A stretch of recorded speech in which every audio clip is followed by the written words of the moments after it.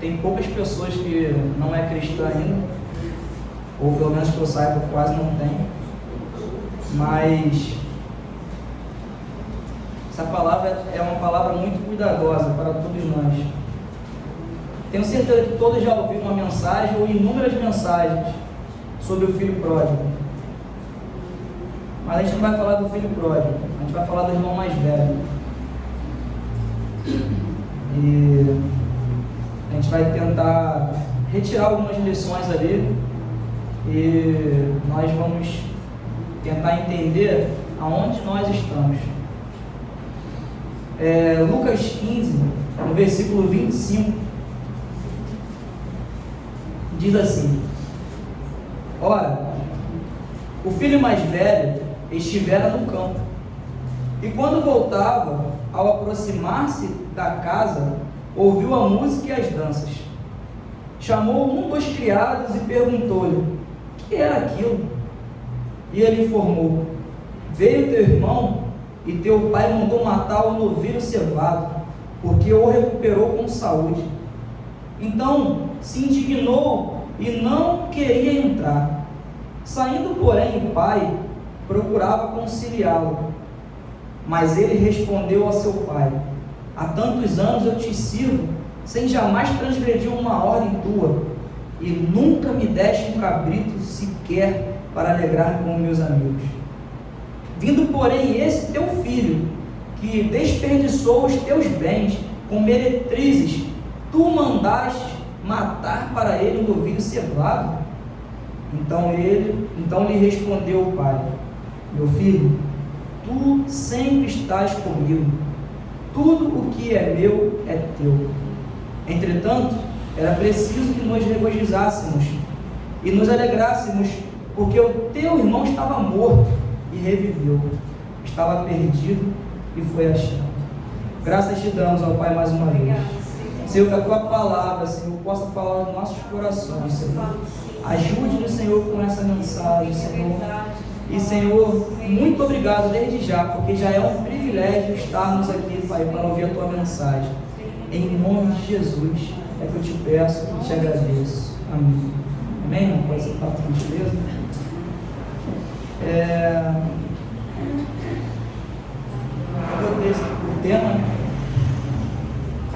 O tema da mensagem: perdidos dentro de casa, né? E eu estava estudando sobre o tema. Normalmente, quando eu vou preparar uma mensagem, eu sou errado. Primeiro eu vejo o tema, depois eu vejo a mensagem. Às vezes a gente estuda primeiro o tema e depois vê a mensagem. Mas aqui em Lucas 15 é uma mensagem muito conhecida por todos. É uma passagem que o Senhor ele cita 3 parábolas. Ele está sendo questionado pelos fariseus, pelos escribas e pelos fariseus, e ele cita 3 parábolas.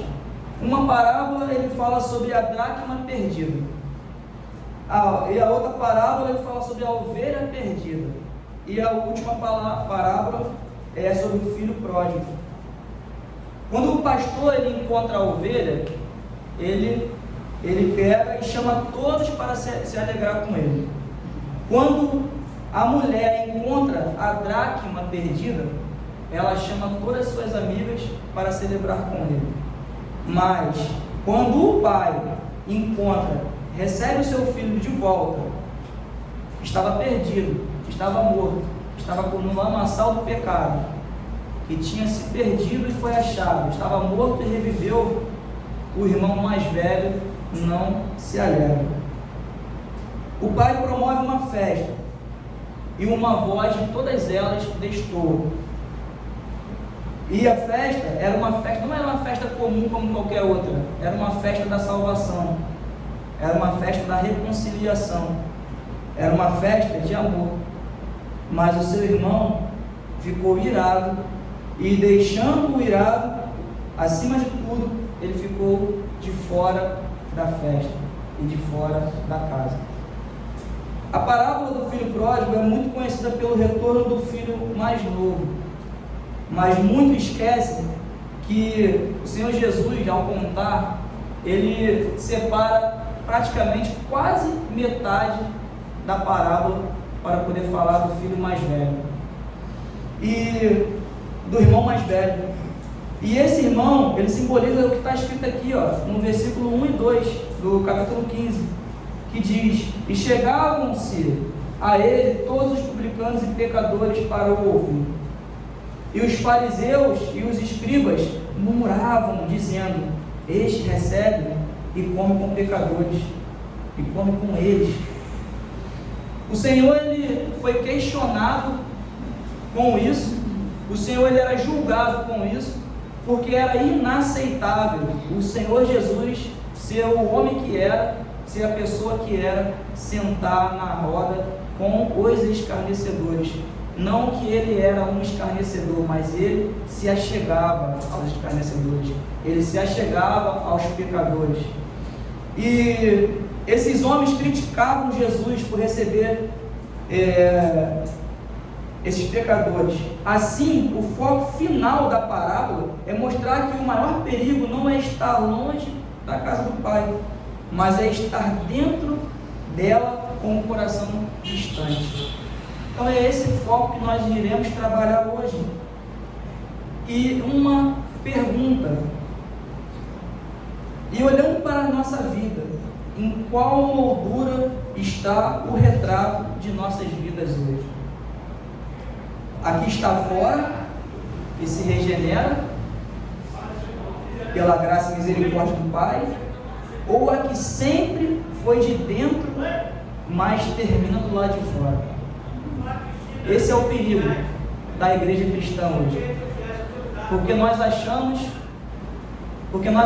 que sempre estamos dentro da casa do Pai e iremos terminar dentro da casa do Pai. Esse é o nosso intuito. Mas a partir do momento que nós estamos fazendo tudo certo, vivendo uma vida santa, fazendo coisas grandiosas, não transgredindo a palavra, mas por fim, com uma motivação errada por trás, nós vamos terminar fora da casa do Pai. Nós vamos terminar fora da festa. E é onde nós vamos falar hoje. Um dos pais da igreja, o Agostinho de Hipona, ele comenta sobre esse fato. Ele diz que o filho mais novo estava perdido em terras distantes. O mais velho estava perdido dentro de casa, mas ambos precisavam ser encontrados pelo amor do Pai. E é exatamente isso. Às vezes nós julgamos muito a pessoa que está perdida lá fora. Aquele irmão, ele é visível, o pecado dele é visível, a vida daquele homem é visível, e às vezes nós também estamos perdidos dentro da casa do Pai, dentro da igreja, e não é poucos. Esse irmão cometia 2 erros. Ele achava que não era pecador, ele achava que não cometia, que não transgredia contra a palavra de Deus, mas ele cometia 2 erros. O primeiro era não amar, que era o primeiro mandamento, não amar a Deus acima de todas as coisas. E o segundo mandamento também ele cometia erro, que era não amar o seu próximo. Então eram os 2 primeiros erros que o Senhor pediu, colocou nos seus mandamentos, que era amar a Deus acima de todas as coisas e amar o seu próximo. Viver uma vida dentro do templo, ser zeloso com as coisas, ter uma vida regrada, nunca se meter em coisas escandalosas de mundanismo e fazer tudo isso sem amar a Deus, sem amar o próximo, é um dos maiores erros do ser humano, é um dos maiores erros da igreja.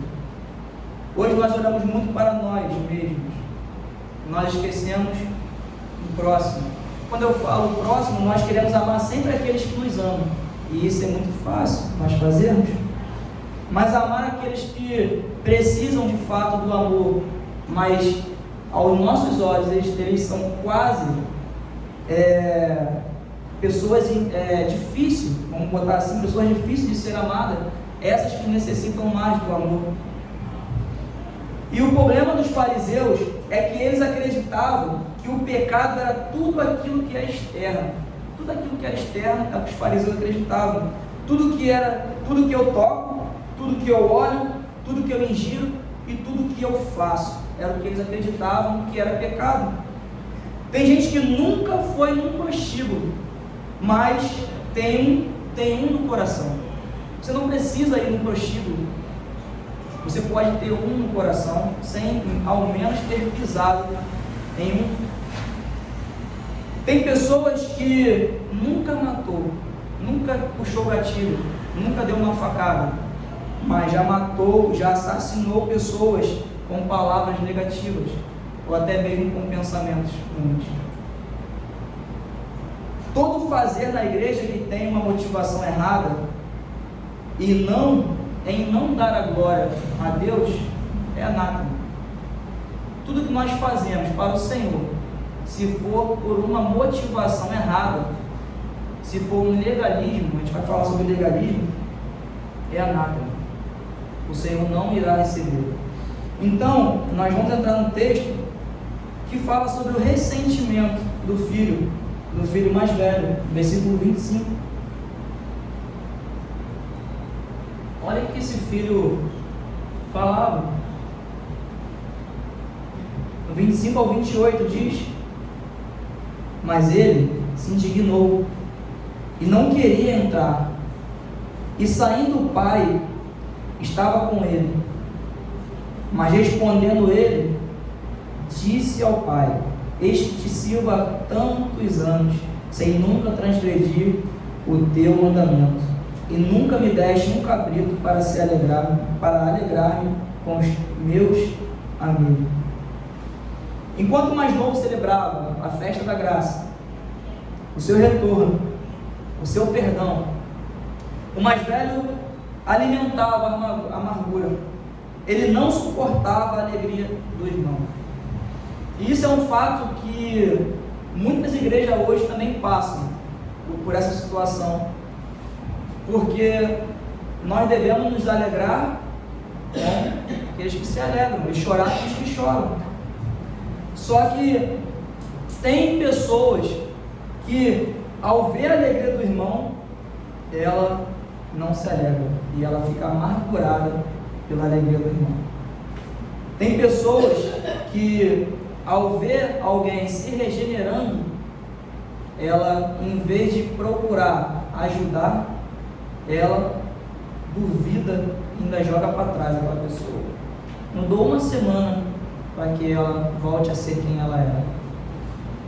E às vezes a gente acaba ouvindo essas coisas, até mesmo com nós mesmos. Quando nós não fazemos algo, começamos a trabalhar na igreja, aí ouvimos certas pessoas que nunca meteram a mão em nada no arado, a criticar e a falar. Porque criticar é muito mais fácil do que fazer. E a melhor maneira de você, entre aspas, criticar é você chegar na pessoa e falar assim: posso te ajudar? Eu tenho uma maneira que talvez seja melhor para fazer. Eu acho que dessa forma seria uma maneira mais viável e mais acessível para você criticar algo, é ajudando. E ele, primeiro ponto, ele ouve música e dança, mas não se alegra. O ressentimento é o fruto de um coração que não entendeu a graça. Quando você tem um ressentimento, quando você tem uma amargura no seu coração, é porque você não entendeu a graça. Porque se você olhar simplesmente no espelho e você olhar para si, verá que o Senhor, Ele te perdoou dos teus pecados, das suas mazelas, das suas dificuldades. E hoje, quando você olha para o próximo e você não consegue enxergar esse perdão, é porque você não entendeu a graça do Senhor. E uma mensagem, dos grandes teólogos, John Stott, ele também fala sobre isso. Ele diz que o legalismo nos torna críticos, ressentidos e incapazes de nos alegrar com a salvação dos outros. O legalismo é aquela sensação de que você faz tudo, então você merece algo. Você trabalha na igreja, você é dizimista, você vai todo domingo para a igreja, você vem para a escola dominical, então o Senhor, Ele te deve por isso. E não tem nada a ver com isso. O Senhor não te deve nada, é nós que o devemos. E nós não conseguiremos pagar o que devemos, nunca, porque o preço já foi pago, só o Senhor poderia pagar o preço. Então, nós temos que entender que nós que somos legalistas, críticos e ressentidos, nós somos incapazes de nos alegrar com a salvação dos outros. Se você se incomoda com a alegria do irmão ou de alguém, que não seja talvez nem no ambiente daqui da igreja ou do trabalho, sente, ore, peça perdão ao Senhor, reveja os seus conceitos e a sua direção, porque às vezes nós estamos do lado de fora da casa, só ouvindo as festas. E quantas vezes nós estamos na igreja, mas o coração se ressente quando alguém recebe bênção ou perdão? O orgulho espiritual nos faz medir a graça pela régua do mérito.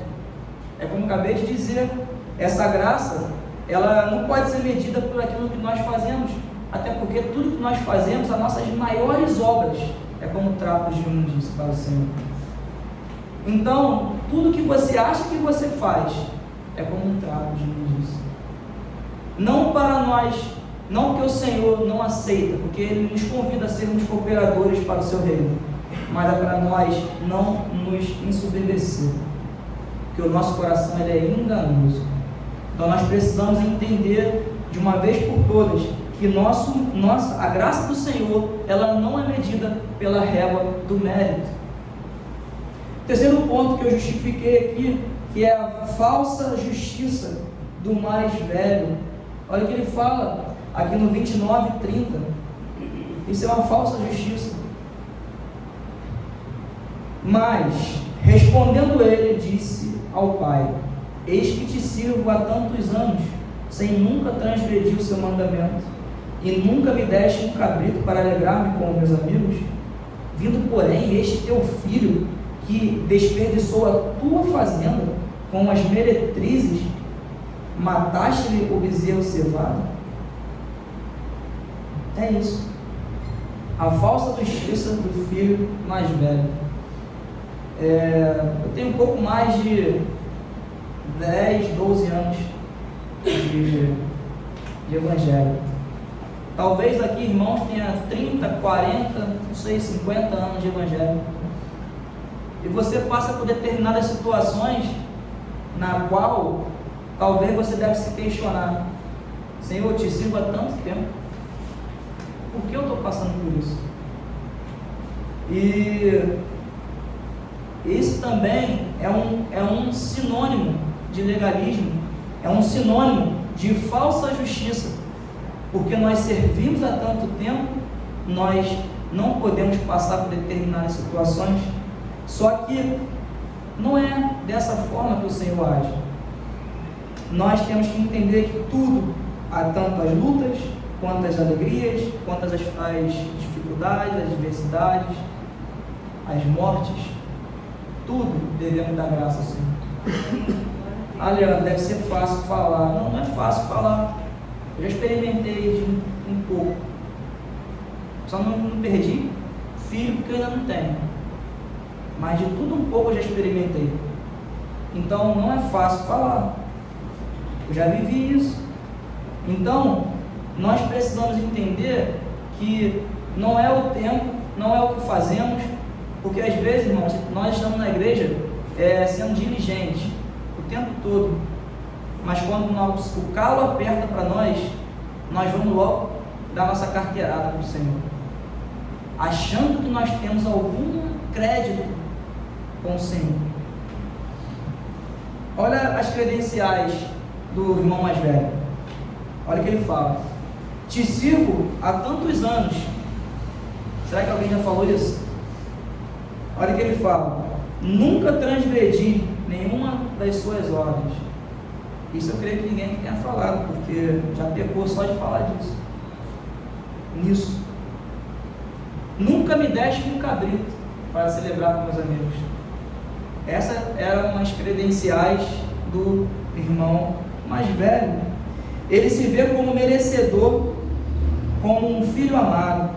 Sua relação com o pai não é de amor, mas de troca. Não havia diferença nenhuma entre o irmão mais velho e o irmão mais novo. Os dois eram iguais, só buscaram um caminho diferente para acessar as coisas do Pai. Um usou a maldade, o outro usou a bondade. E nós precisamos entender quem somos nós, porque às vezes nós queremos buscar o Senhor fazendo coisas erradas lá fora, acreditando na sua graça, que a graça do Senhor, onde abundou no pecado, superabundou a graça, onde habitou o pecado, superabundou a graça. Então nós fazemos tudo de errado lá fora e nós confiamos na graça. Ou você é aquela pessoa que faz tudo certinho para depois vir dar uma carteirada, falar: Senhor, eu faço tudo, eu nunca transgredi, eu nunca desobedeci nenhuma das suas ordens, eu sempre fiz o que o Senhor mandou, eu sempre fui dizimista, eu sempre trabalhei, e o Senhor nunca me deu um cabrito para eu celebrar com meus amigos. Então, eles usaram métodos diferentes para acessar. Nenhum dos dois amava o pai. Os dois amavam as coisas do pai, porque o filho mais novo, ele sai de casa pedindo tudo que era dele, e o pai pega e dá tudo para ele. Tudo que era dele de direito ele pegou. E o filho mais velho, ele estava na casa do pai e ele já tinha tudo que era do pai, só que ele estava ali não pelo pai, mas pelas coisas do pai. Então não existe diferenças de coração do mais velho nem do mais novo. A única diferença é que um usa a bondade para acessar as coisas do pai e o outro usa a maldade. Esse é o nosso pensamento hoje. Quem nós somos? E Charles Spurgeon também comenta sobre isso. Ele fala que o filho mais velho revela que a obediência sem amor é apenas servidão disfarçada. Ele fala que a obediência sem amor a Deus é apenas uma servidão disfarçada.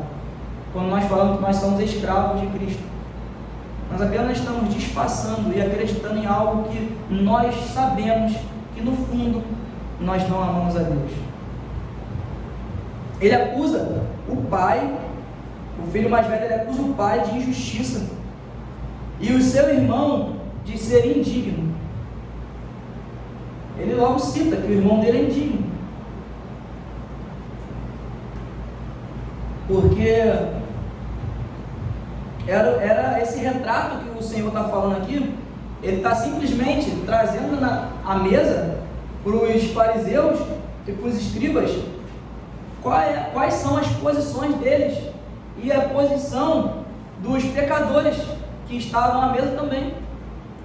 E ele fala, porque eles citam que os pecadores são totalmente indignos de receber, de sentar à mesa com o Pai. E eles não, eles são dignos. Eles são homens verdadeiros, homens que jamais transgrediram uma lei. E eles sim merecem a salvação. Mas não é isso que o Senhor fala. O Senhor não olha com a régua que nós olhamos. O Senhor, Ele olha com outras réguas, a régua que nós não entendemos.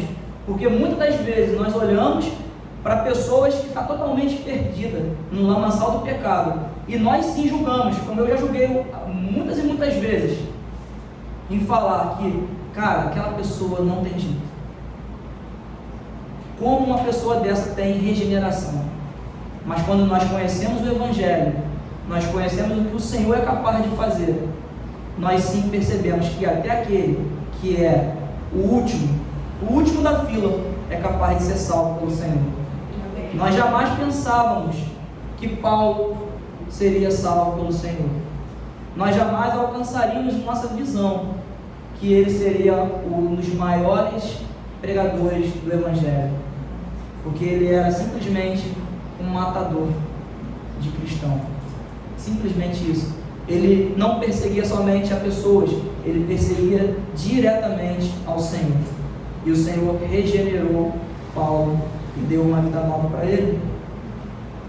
E mais adiante ele acusa, o seu irmão, o seu pai, de ser injusto. Por isso, ele simplesmente coloca o pai como uma pessoa injusta, o irmão indigno, mas o problema não era o retorno do irmão, mas a falta de entendimento da graça, porque o irmão voltou e ele não entendeu o que era a graça de Deus ainda. E quando nós confiamos em nossa boa conduta para sermos aceitos por Deus, acabamos presos à ingratidão e à comparação. Nós confiamos muito na nossa boa conduta e, de fato, irmãos, repito, tudo que nós fazemos não passa de trato de imundícia. E quando nós usamos a ingratidão e a comparação, isso destrói a igreja.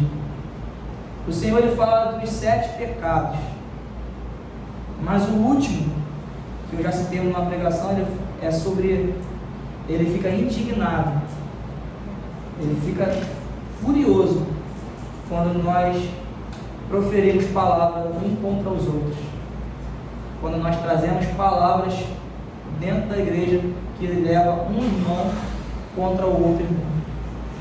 Esse é o pecado que deixa o Senhor, que abomina. A palavra fala que o Senhor abomina. E por último, o pai, ele simplesmente não leva em consideração, porque o objetivo do pai, ele não leva em consideração a nossa ignorância.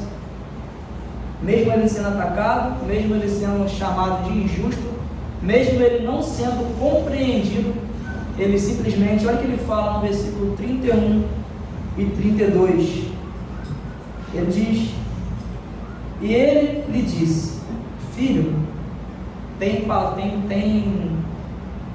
traduções que falam, filhinho, tu sempre estás comigo, e todas as minhas coisas são tuas.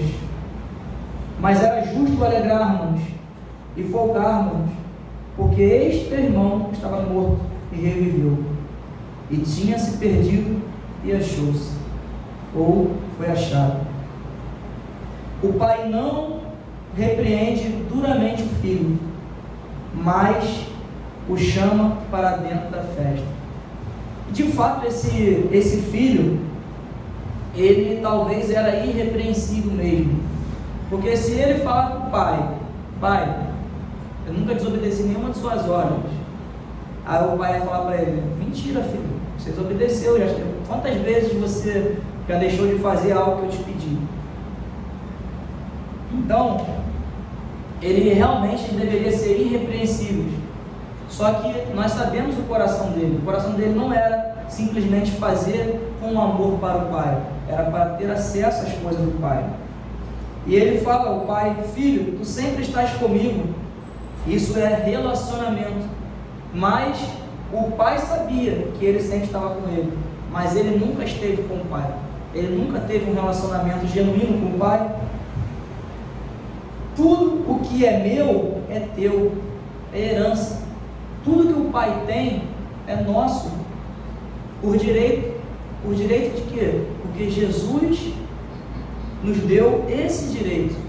Todos aqueles que estão em Cristo terão o direito, todos aqueles que morrerão com Cristo terão o direito de herdar a herança do Senhor. Então, o Senhor, ele fala, tudo que é meu é teu. É por isso que nós devemos nos alegrar com aqueles que também se achegam ao Evangelho, porque eles não tinham nada, e hoje também terão por participação da herança do Senhor. E ele fala mais, era justo alegrarmos, era justo nos alegrarmos com a chegada do teu irmão. Necessidade da graça, e essa é a necessidade da graça, porque nós precisamos sim nos alegrar com as pessoas que estão crescendo dentro da igreja, nós precisamos sim nos alegrar com aquelas pessoas que deram o primeiro passo para poder trabalhar na igreja, nos alegrarmos também com as pessoas que estão se achegando à igreja. Às vezes você até conhece o que essa pessoa faz lá fora de errado, mas se alegra, porque é melhor ela estar aqui dentro, ouvindo uma boa palavra, ouvindo uma mensagem, do que estar lá fora. E nós sabemos que a fé, ela vem pelo ouvir. de ouvir a palavra.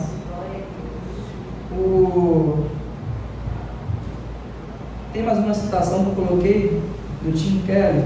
Ele fala sobre o Deus pródigo. Jesus mostra que existem dois caminhos de perdição. Dois caminhos. O da rebeldia e o da religiosidade. São dois caminhos. Um é você ser rebelde, achando que... Quantas vezes nós já ouvimos alguém falando assim: não, mas eu botei Deus contra a parede. Eu comecei a orar a Deus e botei Deus contra a parede porque Ele tem que fazer, porque eu sou assim, sou assado. Esse é o caminho da perdição, número 1. O segundo caminho que ele cita aqui é o caminho da religiosidade. É você fazer tudo que envolve as coisas de Deus, mas com o coração, com outra motivação em seu coração. Quando você faz tudo para Deus com a motivação errada por trás, é nada para Deus. O Senhor não recebe. E ele fala: o pai sai ao encontro de ambos os filhos, oferecendo graça sem limites. O pai insiste que a alegria pela salvação de um perdido não é opcional, mas justa. O pai insiste nisso. E essa parábola, irmãos, se nós pararmos para perceber, particularmente eu já li ela diversas vezes. Inclusive eu tive que, numa peça na igreja que eu era, na outra igreja, eu tive que falar ela todinha. Eu fiz o papel de Jesus e tinha que falar sobre uma parábola. Hoje não lembro muito mais, mas eu acertei ela todinha de cabeça, estudando. E eu entendi que essa parábola não fala nem do filho mais velho e nem do filho mais novo. Ela fala de um pai amoroso, que é o único que vai ao nosso encontro. Porque o filho mais velho, o mais novo, ele foi embora, se perdeu, voltou. Mas ele não voltou por causa do pai. Porque a passagem fala que, lembrando, caindo em si, lembrou-se que o meu pai tinha pão com fartura. Todos os trabalhadores do meu pai tinham pão com fartura. Então, quando ele volta, ele não volta porque ele amava o pai, porque ele se arrependeu. Ele simplesmente volta porque ele lembrou da comida que o pai poderia oferecer.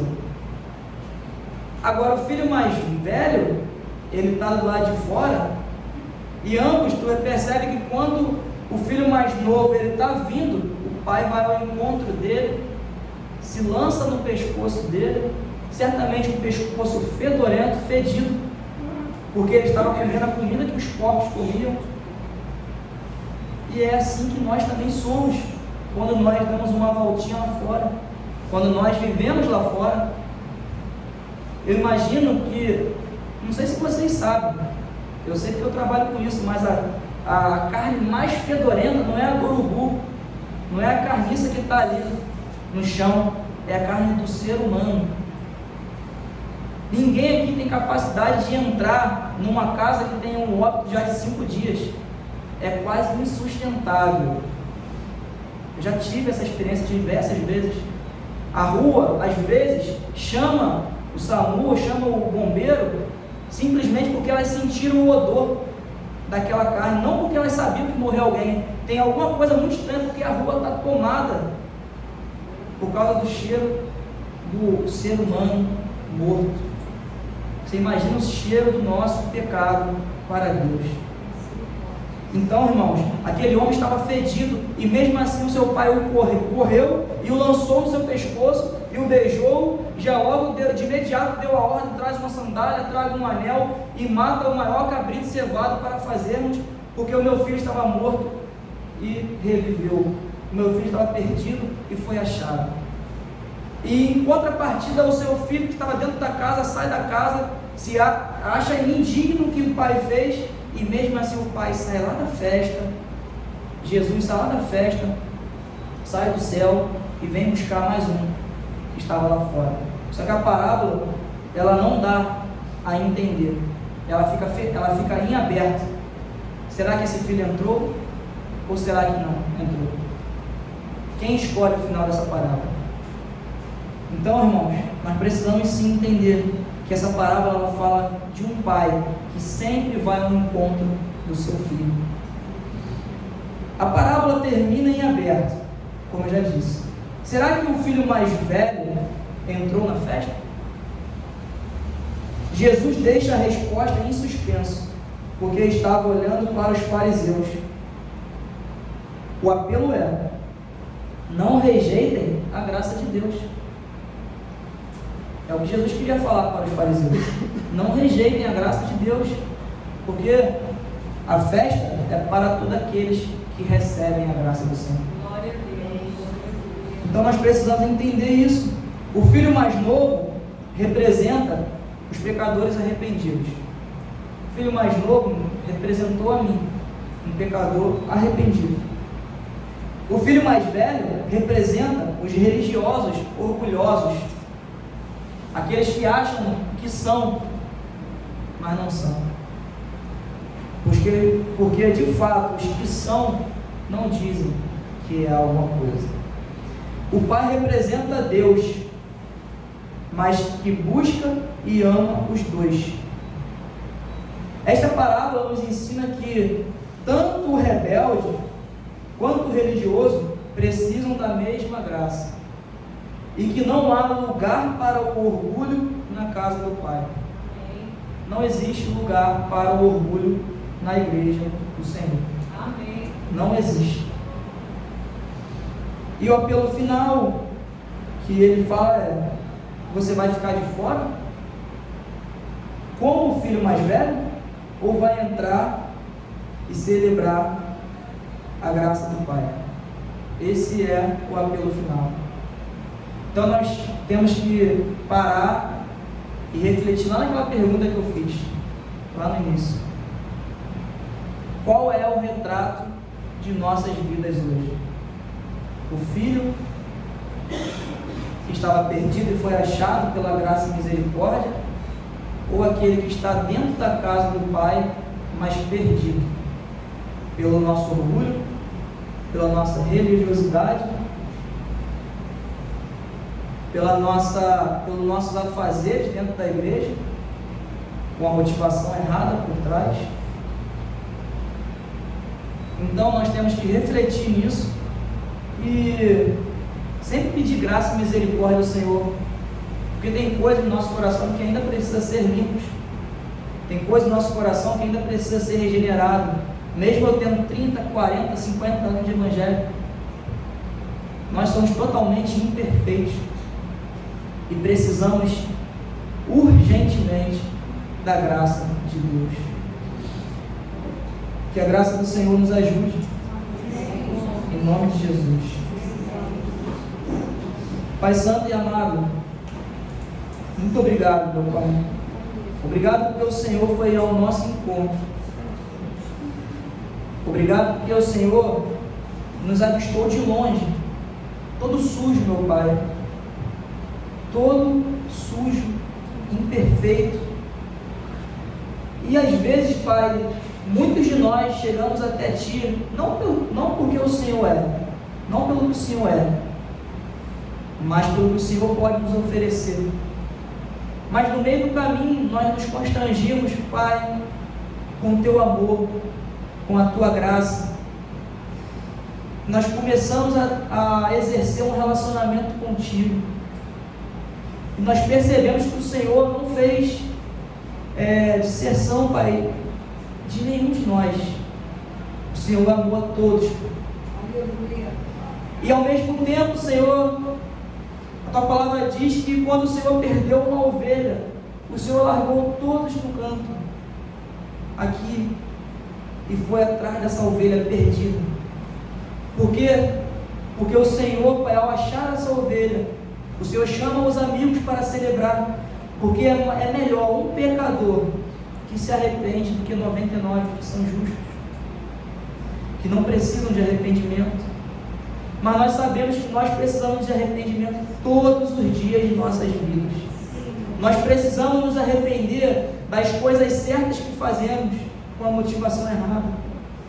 Nós precisamos não só nos arrepender dos nossos pecados que são vistos pelos outros, mas também por aqueles pecados que estão ocultos em nossos corações, que só o Senhor sabe e nós também sabemos, ó Pai. Porque é muito fácil, Senhor, nós falarmos do pecado daquele irmão que está lá fora no mundo, vivendo uma vida, Pai, dissoluta, Senhor. É muito fácil, porque eles estão estampados nos jornais, eles estão estampados por todos os olhos, Pai. Mas o ruim de tudo, Pai, é os nossos pecados que está dentro da igreja, Senhor. O pecado no qual só o Senhor sabe. O pecado que quando nós estamos sozinhos, Pai, o Senhor é o único que vê. Então nós perdemos o pudor, nós perdemos a vergonha, porque ninguém vê, mas o Senhor vê. Me ajuda, Senhor, ajuda meus irmãos, ó Pai, a vencer, Pai, todas as dificuldades que nós enfrentamos, ó Pai, dia após dia, porque nós não queremos ficar fora da festa, meu Pai. Nós não queremos ficar fora, Senhor, mesmo tendo uma vida inteira fazendo tudo que é certo, Pai, vivendo uma vida muito bacana aos olhos dos irmãos. Muitas pessoas chegam no sepultamento de alguns irmãos e falam: esse irmão viveu uma vida com Deus, esse irmão teve uma vida plena com Deus. Mas o Senhor conhece o coração.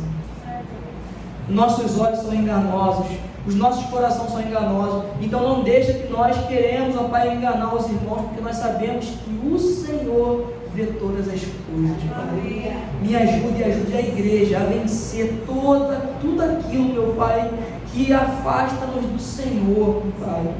Ajude-nos, Senhor, todas as manhãs, ó Pai, a viver uma vida de relacionamento com o Senhor, Pai. Porque nós sabemos que quando nós temos um relacionamento contigo, Senhor, nós ficamos mais perto de Ti. E é mais difícil, Senhor, nós estarmos perto do Senhor e perto do pecado, Senhor. Nós sabemos que quanto mais perto do Senhor, mais longe do pecado nós iremos ficar. Senhor, muito obrigado por tudo.